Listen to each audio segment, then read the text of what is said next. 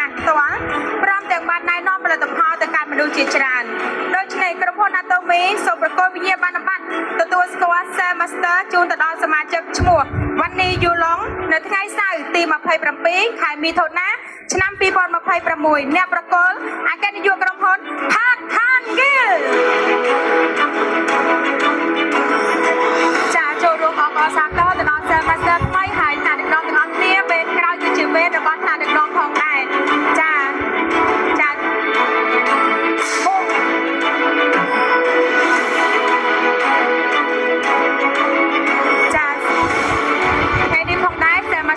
យើងក៏មានចំណាប់អារម្មណ៍ចាសូមថ្នាក់ដឹកនាំទាំងអស់គ្នារីករាយទស្សនាដូចតទៅ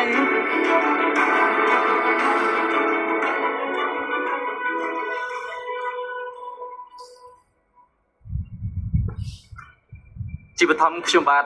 Sale Master ថ្មីឈ្មោះថាវណ្ណីយូឡុងសូមគោរពជម្រាបសួរទៅដល់ថ្នាក់ដឹកនាំទាំងអស់ដែលកំពុងតែមានវត្តមាននៅទីនេះក៏ដូចជាទស្សនាតាមរយៈការ live ផងដែរសូមគោរពជម្រាបសួរបាទថ្ងៃនេះគឺខ្ញុំពិតជាមានក្តីរំភើបនិងអបអរខ្លាំងមែនទែនដែលបានមកឈរនៅលើវេទិកាមួយនេះក្នុងការចែករំលែកអំពីចំណាប់អារម្មណ៍ក្នុងការឡើងតំណែងជា Sale Master មួយនេះហើយក៏សូមអរគុណទៅដល់ក្រុមហ៊ុន Atomy កម្ពុជាដែលបានផ្ដល់ឱកាសឲ្យខ្ញុំបាទបានចែករំលែកអំពីចំណាប់អារម្មណ៍របស់ខ្ញុំផងដែរនៅពេលនេះមុននឹងខ្ញុំចែករំលែកអំពីចំណាប់អារម្មណ៍ក៏ខ្ញុំបាទចង់និយាយអំពីដើមចមដែលខ្ញុំបាទបានស្គាល់ Atomy ជាមុនសិនសប្តាហ៍ថ្ងៃគឺខ្ញុំក៏ជាបុគ្គលិកផ្នែកបានន័យថានៅក្នុងក្រុមហ៊ុនធានារ៉ាប់រងអាយុជីវិតមួយកន្លែងផងដែរគឺជាអ្នកដែលធ្វើការ full time មួយកន្លែងហើយមុននឹងខ្ញុំស្គាល់ Atomy គឺខ្ញុំកំពុងតែស្វែងរកការងារក្រៅម៉ោងច្រើនមែនទែនដើម្បីស្វែងរកប្រាក់ចំណូលបន្ថែមក្នុងការផ្គត់ផ្គង់ជីវភាពរស់នៅសម្រាប់គ្រួសារខ្ញុំហើយនិងសម្រាប់ខ្ញុំផ្ទាល់តែម្ដងប៉ុន្តែខ្ញុំស្វែងរកអស់ជាច្រើនខែតែយើងស្វែងរកអត់បានជាមួយនឹងការងារណាដែលវាត្រូវជាមួយនឹងលក្ខខណ្ឌរបស់យើងទេថ្ងៃមួយ sponsor របស់ខ្ញុំគាត់ក៏បានណែនាំខ្ញុំអំពីឱកាសជំនួយក្រៅម៉ោងខ្ញុំអត់បានស្គាល់ Atomy តាមរយៈផលិតផលទេគឺខ្ញុំស្គាល់តាមរយៈឱកាសជំនួយក្រៅម៉ោងតែម្ដងនៅពេលដែលបានថាគាត់ណែនាំភ្លាមខ្ញុំអត់សម្រេចចិត្តយូរទេដោយសារតែខ្ញុំកំពុងតែស្វែងរកឱកាសការងារហើយនឹងចំណូលក្រៅម៉ោងខ្ញុំក៏ចុះឈ្មោះភ្លាមផ្ដល់តាក់សញ្ញាបត្រឲ្យគាត់ហើយនឹងលេខទូរស័ព្ទឲ្យគាត់តែម្ដងនៅថ្ងៃបន្ទាប់ខ្ញុំក៏សិក្សាស្វែងយល់បន្ថែមដោយការចូលរួមជាមួយនឹងសិក្ខាសាលាមួយខាង sponsor របស់ខ្ញុំអញ្ចឹងតាមរយៈការចូលសិក្ខាសាលាហើយនៅថ្ងៃនោះក៏ខ្ញុំចាប់ផ្ដើមសម្រេចចិត្តប្រើប្រាស់ផលិតផលហើយផលិតផលដែលខ្ញុំប្រើមុនគេគឺ eye cream The Fame ដោយសារតែការនោះគឺខ្ញុំមានភ្នែករង្វង់ភ្នែករបស់ខ្ញុំមានខ្មៅនៅពេលដែលយកប្រើទៅផលិតផលនោះគឺពិតជាបានផ្ដល់ប្រសិទ្ធភាពឲ្យខ្ញុំមែនអញ្ចឹងខ្ញុំក៏ឆ្លាញ់ផលិតផលហើយក៏បន្តប្រើប្រាស់ផលិតផលផ្សេងទៀតនៅក្នុងបន្ទប់ទឹកមានផលិតផលជាច្រើនដែលខ្ញុំប្រើហើយនឹងផលិតផលប្រចាំថ្ងៃផ្សេងទៀតផងដែរអញ្ចឹងដោយសារតែគុណភាពនៃផលិតផលដោយសារតែការសិក្សាស្វែងយល់អំពីផែនការទីផ្សារកាន់តែស៊ីជម្រៅគឺខ្ញុំបានសម្រេចចិត្តក្នុងការចែកចាយឱកាសល្អមួយនេះហើយនឹងផលិតផលដ៏ល្អរបស់ Atomy ទៅកាន់មនុស្សជុំវិញខ្លួនដោយសារតែយើងចង់ឃើញពួកគាត់ស្អាតចង់ឃើញពួកគាត់មានសុខភាពល្អនិងស្វែងរកប្រាក់ចំណូលដូចជាយើងដែរបាទបន្តមកពួកខ្ញុំក៏ខិតខំប្រឹងប្រែងដាក់គោលដៅ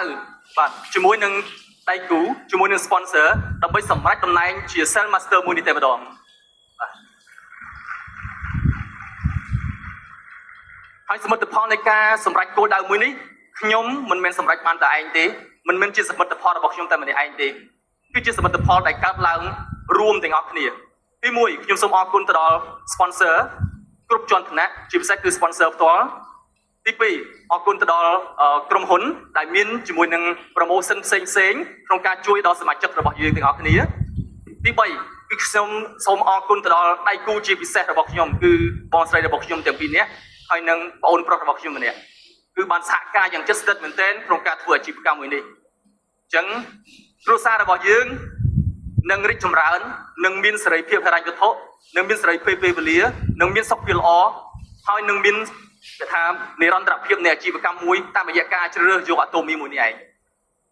អញ្ចឹងខ្ញុំសូមបដិញ្ញាចិត្តថាខ្ញុំនឹងដាក់គោលដៅយកតំណែងជា Diamond Master នៅចុងឆ្នាំនេះឲ្យបានហើយខ្ញុំនឹងជួយដៃគូរបស់ខ្ញុំដែលទៅជាបងប្អូនរបស់ខ្ញុំហើយនឹងដៃគូផ្សេងទៀតបាទ ទៅកាត់តំណែង Sales Master មួយនេះទៅកាន់តំណែងជាបន្តបន្ទាប់ជាមួយគ្នាហើយខ្ញុំក៏សូមប្រាជ្ញាចិត្តថានឹងដឹកនាំខ្លួនឯងដឹកនាំដៃគូដឹកនាំបងប្អូនចូលប្រព័ន្ធអប់រំមួយនេះ